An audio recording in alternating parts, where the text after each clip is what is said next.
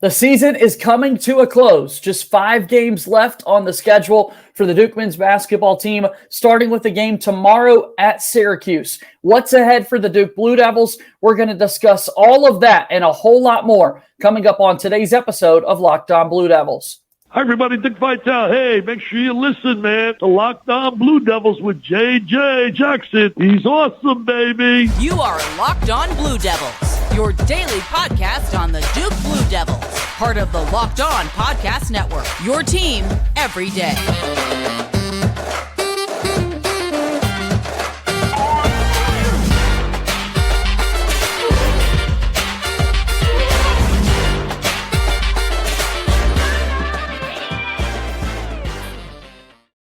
Hello, everybody, and welcome into another episode of the Locked On Blue Devils podcast. My name is JJ Jackson. So great to have you here with us on this Friday, February 17th, 2023. Here we are with Locked On Blue Devils, a daily podcast devoted to everything going on in the life of Duke athletics. I want to give a shout out to the Duke baseball team as opening day has finally arrived for the start of the NCAA baseball season. On today's show, however, I'm so fired up to chat with my good pal Brendan Marks of The Athletic. We're going to talk about the final stretch of games coming up for Jon Scheyer and company. If you haven't done so already, please be sure to follow and subscribe to this podcast for free wherever you get your podcast. You can leave us a 5-star rating and review. Watch the show daily on YouTube by hitting that subscribe button as well. And continue to support us here at Locked On Blue Devils. Follow me on Twitter at _JJ_Jackson_ and the show on Twitter at LO_Blue Devils. So without further ado, let me bring on my good pal Brendan Marks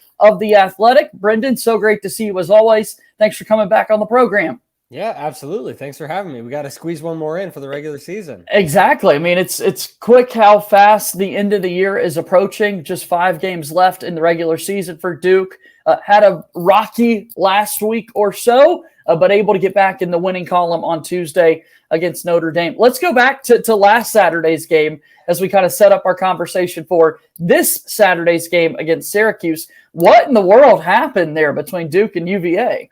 An absolute mess is what happened there. Yeah, listen, I think obviously everybody knows that by now the ACC came out after the fact and said essentially at the end of regulation between Duke and Virginia, we messed up, our bad. And unfortunately for Duke, there's no appeal. There's no changing the result. There's no undoing the moment. It just sort of is what it is. And you got to sit with the loss, which is tough for Jon Scheyer's team, but everybody wants to focus on that. They don't want to focus on Duke having 22 turnovers. That was the second straight game with more than 20. They don't want to focus on allowing 42 points in the paint. So obviously that was not the only thing that contributed to Duke's loss, but man, what a weird situation that was. And certainly was not what I was expecting going into Charlottesville. Right. I mean, Filipowski's held scoreless in that one. Dariq Whitehead returns from injury and was really productive. That was by far, I think, Jacob Grandison's finest game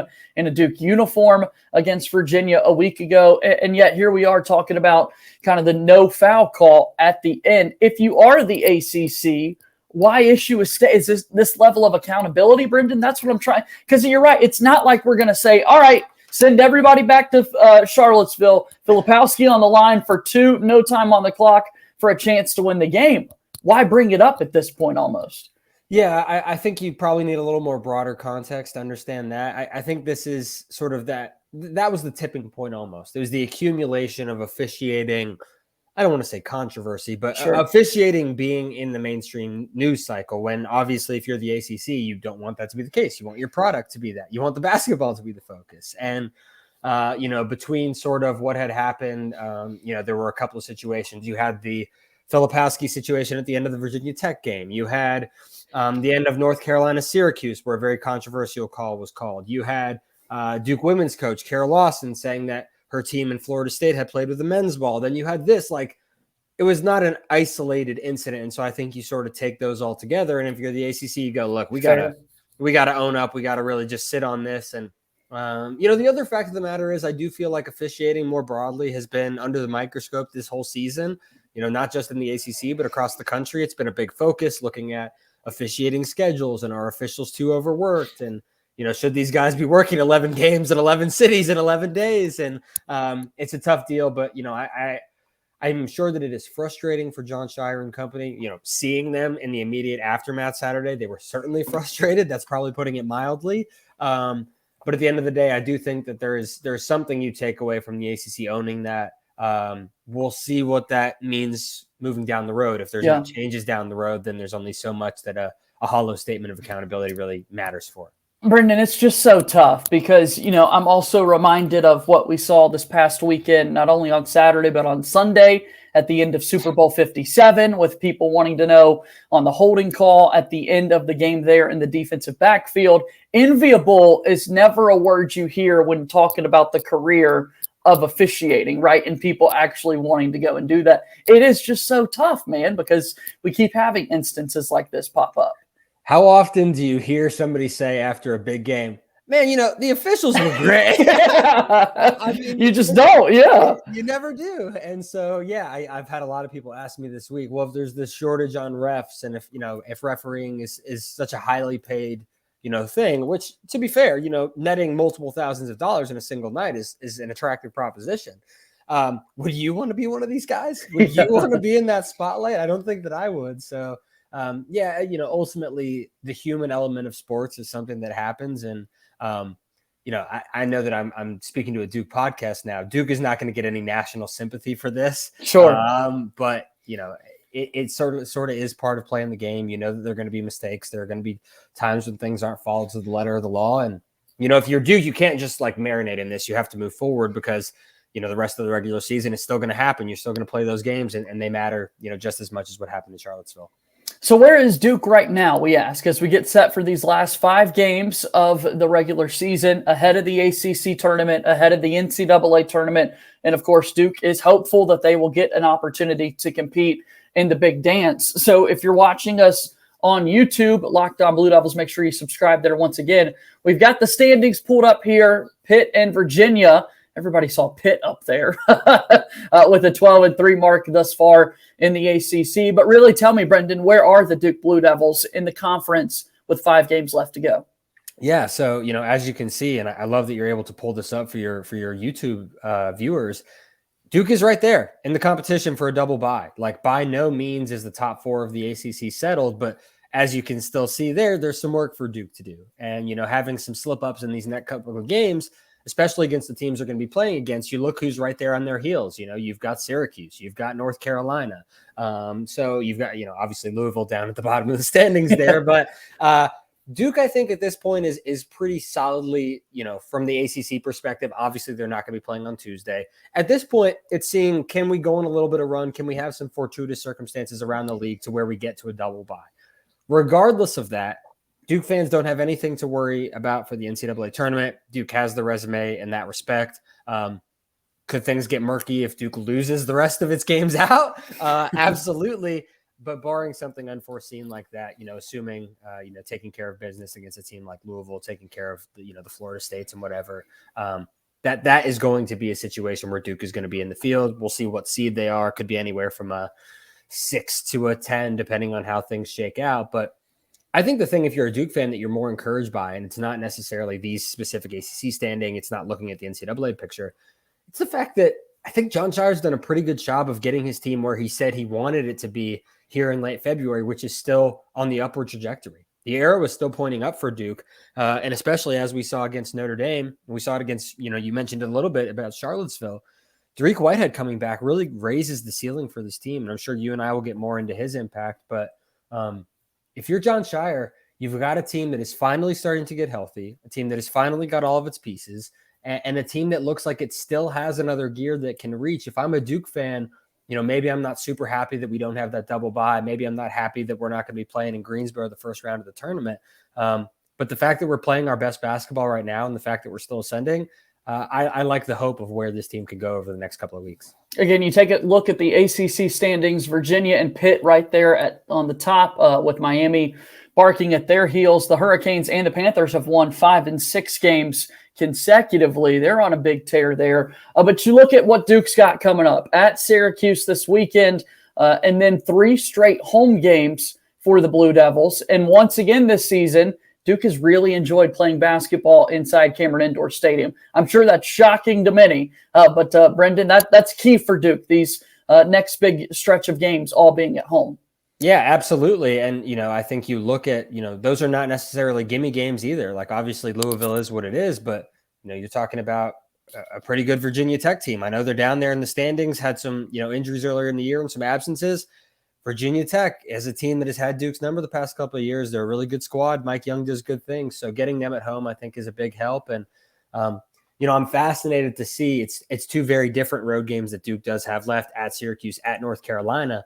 That last one especially, I think, is going to be fascinating because at that point, it's very feasible that North Carolina is playing for its NCAA tournament hopes. Not to focus on the team 8 miles down the road, but the Tar Heels are struggling. They're in the danger zone right now. And Duke is going to enter that game with an opportunity to, A, upend senior night, and B, potentially put another dagger into North Carolina's NCAA tournament resume. So it's going to be a really interesting next stretch of games, but having those couple at home is certainly a big help for a team that thus far has sort of struggled on the road. Syracuse, the focal point for Duke right now. They'll take on the Orange tomorrow. We're going to preview that game and talk about the Duke basketball team, the players that will make an impact on the floor, and we'll do that after our first time out here on today's episode of Locked On Blue Devils.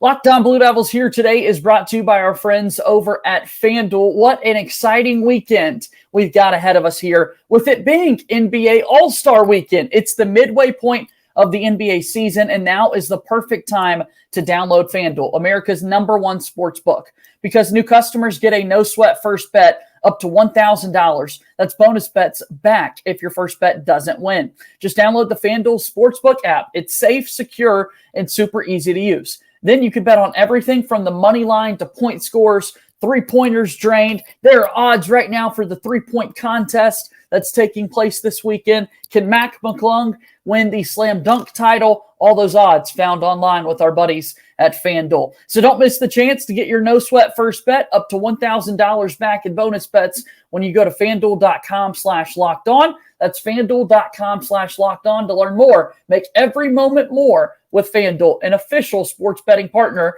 of the NBA. Welcome back into Locked On Blue Devils here today. JJ Jackson alongside my pal Brendan Marks of The Athletic. Brendan, I mentioned we've got this Duke and Syracuse game coming up this weekend. We also have NBA All-Star Weekend. Later tonight, we'll see several former Blue Devils play in the Rising Stars game. And then significantly on Sunday, 3 Dukies named starters in the NBA All-Star game when you look at Jason Tatum, Zion Williamson, and Kyrie Irving. The Brotherhood still has a big-time footprint on the NBA. Yeah, I'd say that's a decent little trio right there. Kyrie, Zion, and Tatum.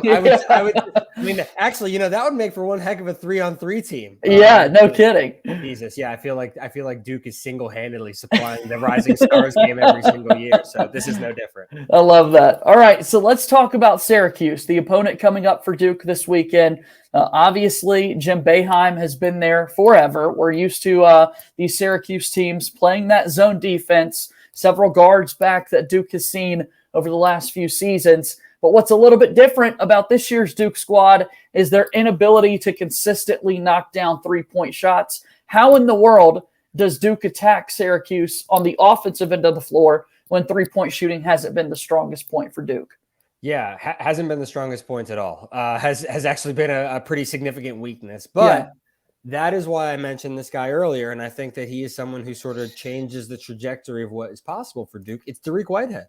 On the year now, he's shooting close to 40%. Obviously, we've seen in the 2 games he's been back since being hurt. Turned into a marksman. Yeah. I mean, he loves those corners. Yeah.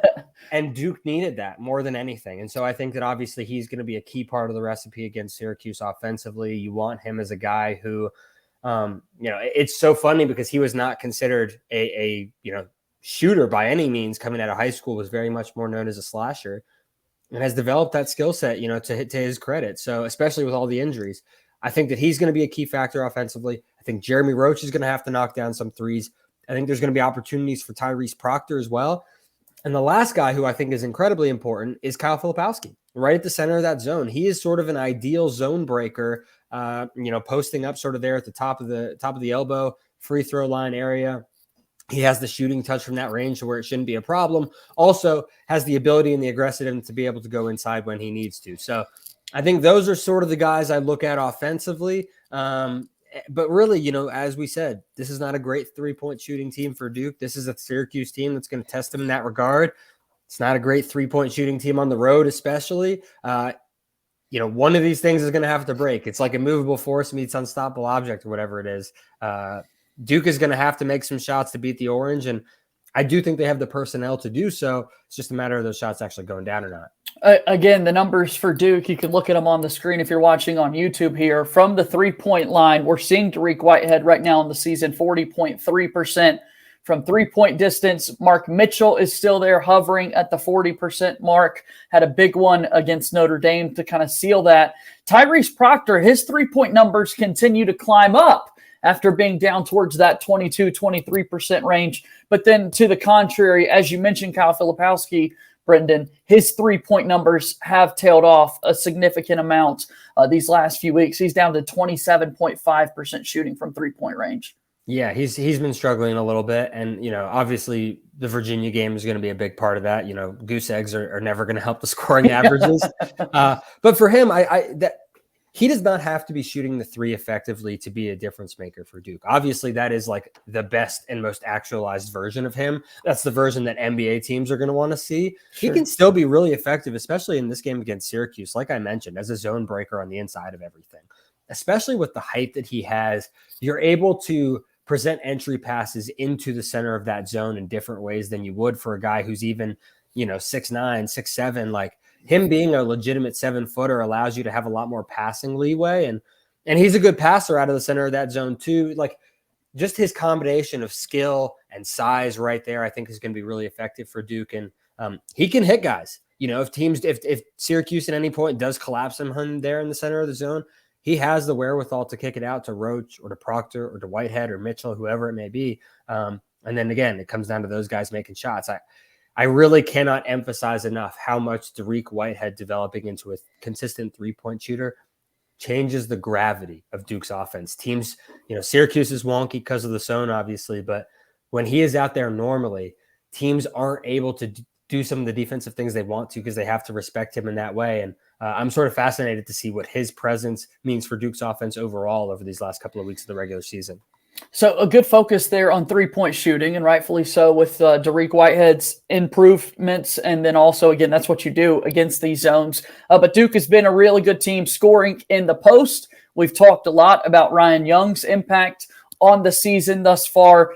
Hasn't played as many minutes over the last few weeks as Derek Lively, continues to be more and more impressive. So the bigs in particular, the post-game points in the paint, what does that look like for a matchup like this? Yeah, it's interesting against the zone, right? Because obviously Syracuse is designed to stop the penetration. And especially given Duke's perimeter woes, which I think we've, hit at multiple times here, that's all Duke wants to do. They want to throw bodies at the rim. They want to get you in foul trouble. And so I'll be interested to see what that looks like. The other thing that's worth noting here is I think we're probably getting the 2 best shot blockers in the conference going against each other, and Lively and Jesse Edwards. I'm interested to see how on the defensive end of things, Lively adapts with a guy who has, similar length and athleticism that he does. But yeah, in the long term, again, the Syracuse game is sort of stands alone just because of what they want to do defensively. But Lively's impact in terms of being a deterrent, I think he's up to top 5 nationally in shot percentage now that he has played enough minutes and is becoming more of a consistent factor. You really can't understate how important that is. And, not to say that I doubted John Shire, but at the start of the year when he says, okay, I'm building this team on defense, which is something that he had been telling myself and other reporters since June. I'm building this on defense. I'm building this on defense. And then Derek Lively starts out and he can't stay on the floor because he's fouling so much.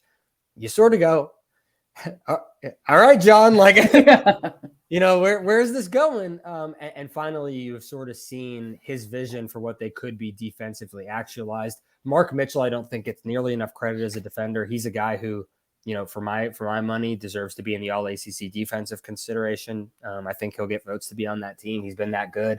But Lively especially has been the centerpiece of what Duke wants to do on that end. And, he finally looks like the sort of difference maker that he was hailed as a recruit. And there's a reason now why you're starting to hear more buzz about him as a potential first-round pick. What's the difference? I mean, we talk about that game, obviously, against North Carolina to have 4 points, but 14 rebounds, 8 block shots, a dominant performance from Lively when Duke needed it most. What has been the difference then?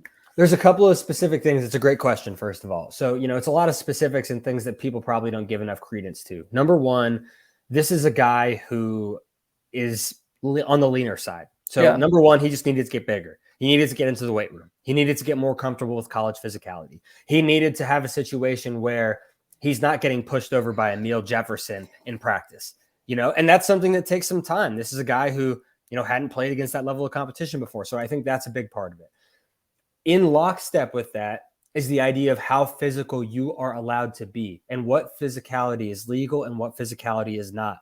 That I think, and this is something that Duke's other bigs, especially Ryan Young, have really sort of drilled home to me when we've been in the open locker room with them after games, is Lively has this crazy athleticism and he sees, how physical Ryan can be at times, didn't necessarily know specifically, okay, when do I have to be straight up? When am I allowed to bump guys? When am I allowed to use my elbows and my shoulders a little bit more? When am I able to use my hips and my butt a little bit more? I think that's been really big for him. And that's why I think you've seen sort of a decrease in the fouls. I think that's why you've seen his rebounding increase. The other thing is just understanding what it takes at this level against guys who either A, are going to be, stronger than you, or B, who are at least as strong, if not bigger than you. The Armando Bacot situation against North Carolina is a great example. If you let Armando Bacot catch the ball on the block, this is like a very minute defensive detail for big men. If you let him catch the ball on the low block right next to the basket, you're done. Yeah. You got no hope. This guy is too polished. He's too much of a pro to be able to stop him in that situation. You're either going to allow the basket or you're going to foul him, or worst case scenario, both. The difference is if you make him catch it 8 feet away from the basket, 12 feet away from the basket, 15 if you can, then all of a sudden you're asking him to back you down. You're asking him to do so when Duke can send a double, when Duke can feign a double, when he has to have a better grip of his handle for longer. Right. He has to have his footwork. You are widening the window from which he can make a mistake. Rather than giving him the easy, automatic catch, spin, go up, all of a sudden you're making him think through, and you've turned what sometimes around the basket can be a 2-step process into a 10 or a 15-step process. That is something that Derek Lively did not know coming into college that he does now. And so you put all of those things together. You put in time in the weight room. You put in time with Ryan Young. You put in learning about what fouls you can and can't commit, what physicality is allowed. And lastly, just learning some of these defensive nuances. You put it together, and again, you've got a guy who looks like a defensive centerpiece. You're listening and watching to Locked On Blue Devils here today. JJ Jackson spending some time with my buddy Brendan Marks of The Athletic. You could follow him on Twitter at Brendan R. Marks. If you will, tell me a little bit about some of the recent stories that you've had out. I know that Duke's general manager has gotten on the forefront there at The Athletic. What else is in the news? Yeah, absolutely. So, and I'm glad you mentioned that, because I think that, this is something that probably Duke got a lot of credit for at the time, and then people forgot about it. But having a general manager, us at The Athletic, we were working on a series of stories this week about the future of college basketball, and the proliferation of that position is absolutely something that fits in that category. So Rachel Baker at Duke was first. And, I would encourage folks to go read my story to find out a little bit more about her background and what she does on a day-to-day basis and why it matters that she's there. But Duke, definitely deserves, I think, a pat on the back for being forward-looking and, really just being innovative in that respect, being willing to try something different. As far as stuff coming down the pipeline, I will tease that on Monday I've got a story that I think Duke fans will absolutely gobble up. Something that I don't know that we've heard a lot about, but something that certainly Duke fans are well aware of. That's as much as I'll say, but I think coming Monday to The Athletic, definitely check it out. And, this is the time of year when I like to also start talking to NBA scouts and talking to NBA GMs and figuring out, who stays and who goes. So look for that in the next week or two as well.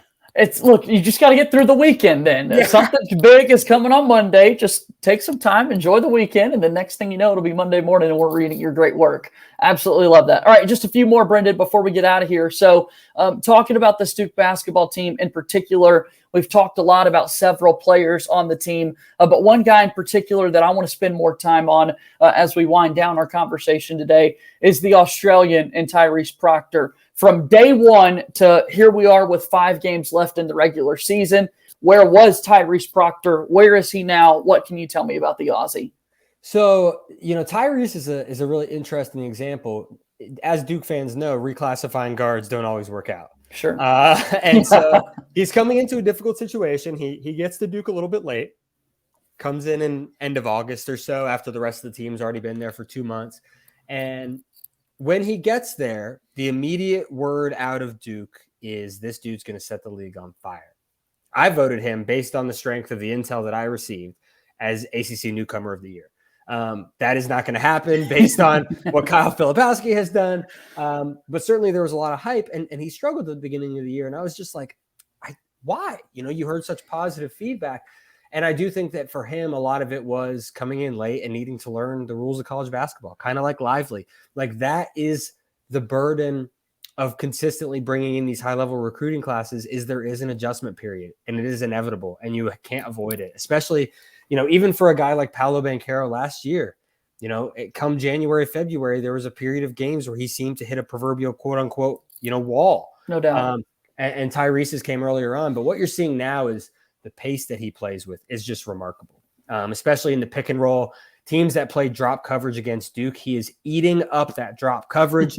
He is making smart decisions as a shooter, going for, either mid-range jumpers or floaters or pull-ups. As a passer out of the pick and roll, he's been exceptional, again, especially against that drop coverage. And I just think he's been a lot more composed running Duke's team. Him emerging has allowed them to shift Jeremy Roach off ball, where he has been much more effective as a scorer. And, I think there was this perception that Jeremy Roach needed to be the head of the snake because of last season. And he's just so much better as a complementary scorer than he is as a point guard one. And Proctor evolving into that role has had the ripple down effect of letting Jeremy play in a more natural position. So his development has been huge for Duke and for John Shire. And again, I said, like you mentioned, I think we're still continuing to see him get better and better as a shooter and really as a decision maker overall. Yeah, just seeing the 3-point number come up is so impressive. And when it was poor, when it was around that 22% range, we were pointing to, well, look, this guy's been between 80 and 92 or 88 and 92% from the free throw line the whole time. Clearly, he can knock those down. The shots will fall at some point. In the game earlier this week against Notre Dame with Duke up by 2, needing to go to the free throw line in a 1-and-1 scenario, Proctor's there. There's a long review to know how much time is left on the clock. You worry that Reese Davis and Debbie Antonelli broadcasting the game are going to jinx them, talking about this free throw and how great of a shooter you are. I'm an announcer myself. I get that.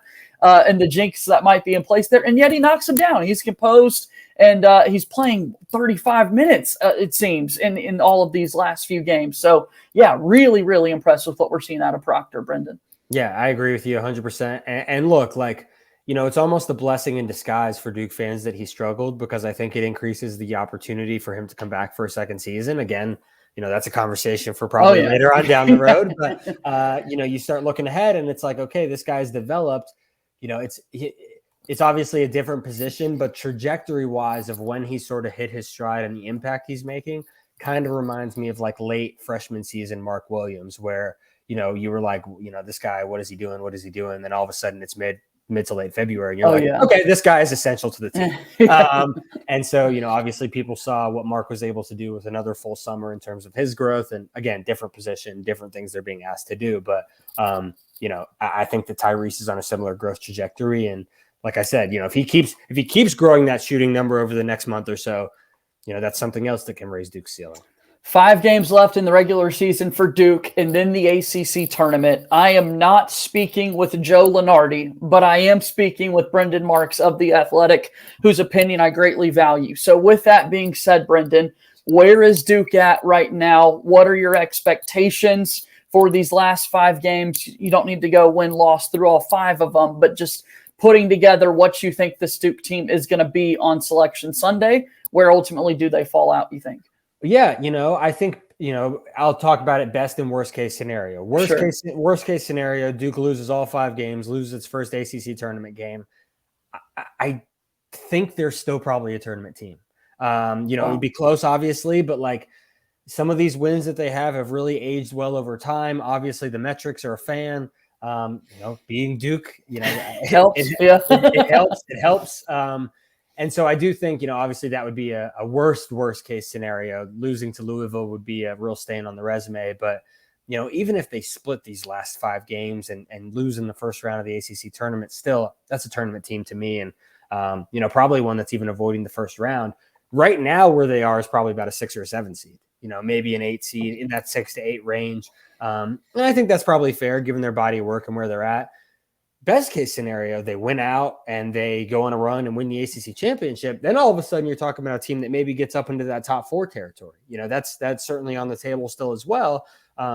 Seems unlikely to me given their home and road tendencies and given how they've matched up with some of the other teams in the ACC. Like, if you get in trouble with like a Miami or a Virginia in the tournament, that would scare me if I'm a Duke fan. But like I said, they are solidly in right now. It would take a real disaster for them not to. And, right now, probably 6 to 8 could get as good as a 4, could fall as low as like a 10 or 11, 12. But, again, getting in the tournament, I don't think is something the Duke fans really need to be worried about right now. It's just, can we continue developing and getting better until then? Because once you get there, depending on how the bracket shakes down, this is a team that I think could, make it to the second weekend. And, from there, anything can happen. Amen. Greatly do appreciate the time here, Brendan. It's always great to have you here on the program. Thanks for stopping by. We'll do this again soon as March continues to get closer, okay? Absolutely. My friend. That's my pal, Brendan Marks of The Athletic. Check out his work at Brendan R. Marks on Twitter and go get an Athletic subscription. You won't regret it. I promise you that. That's going to do it for today's episode of Locked On Blue Devils. As always, thank you for your support of what we're doing here. Subscribe to our podcast feed wherever you get them. Leave us a 5-star rating and review. Subscribe on YouTube and everything else that goes with it. That's going to do it for today's show. As always, go Duke. Best of luck to the Blue Devils tomorrow against Syracuse. We're back with you on Monday. My name is JJ Jackson. Thank you and good day.